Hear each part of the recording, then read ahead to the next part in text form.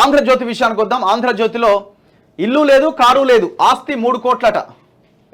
అఫిడవిట్లో ప్రధాని మోదీ గంగా సప్తమి పర్వదినాన మూడోసారి వారణాసి నుంచి నామినేషన్ వేసిరట నరేంద్ర మోదీ. నిన్న చంద్రబాబు నాయుడు, పవన్ కళ్యాణ్ సహా పలువురు నేతలు హాజరైనరు.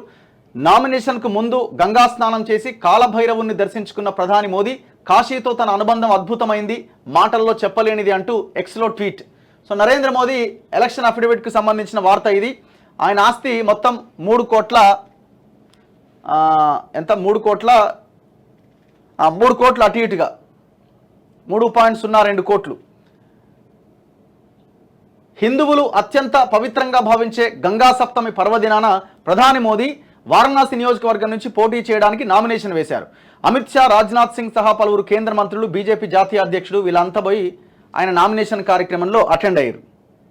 అయితే ఇక్కడ మనం గమనించాల్సింది ఏంటంటే, సరే ఈ నామినేషన్ ఇదంతా ఓకే అయితే ఇక్కడ ఆయన అఫిడవిట్ గురించి మాట్లాడదాం. తనకు మొత్తం 3 కోట్ల విలువ చేసే ఆస్తులు ఉన్నాయని మోదీ ప్రకటించారు.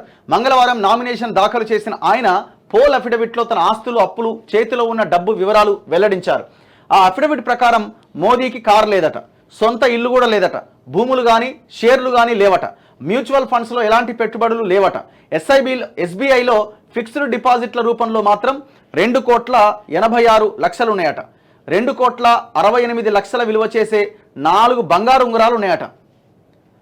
అండ్ దాంతోపాటు 9,12,000 విలువ చేసే జాతీయ పొదుపు పత్రాలు ఆయన పెట్టుబడులట. ఇక ఆయన చేతిలో ఉన్న నగదు 52,920 రూపాయలట.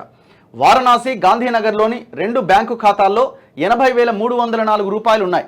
ప్రభుత్వం నుంచి తీసుకుంటున్న జీతాన్ని బ్యాంకుల్లో ఫిక్స్డ్ డిపాజిట్పై వస్తున్న వడ్డీని తన ఆదాయ వనరులుగా చూపించారు.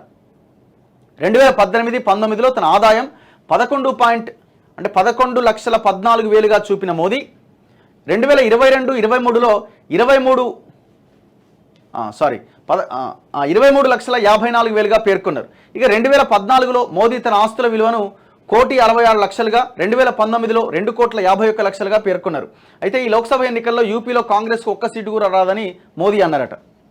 సో ఖచ్చితంగా ఇక్కడ ఆయన గెలవడానికి ఆయనే గెలుస్తారు, దాంట్లో ఏం డౌట్ లేదు. సో ఆయన ఎలక్షన్ అఫిడవిట్ చూస్తున్నాం మనం. ఒక ప్రధానమంత్రి ఆస్తి కేవలం 3 కోట్లే అన్నది ఆయన అఫిడవిట్ ద్వారా తెలుస్తున్నది.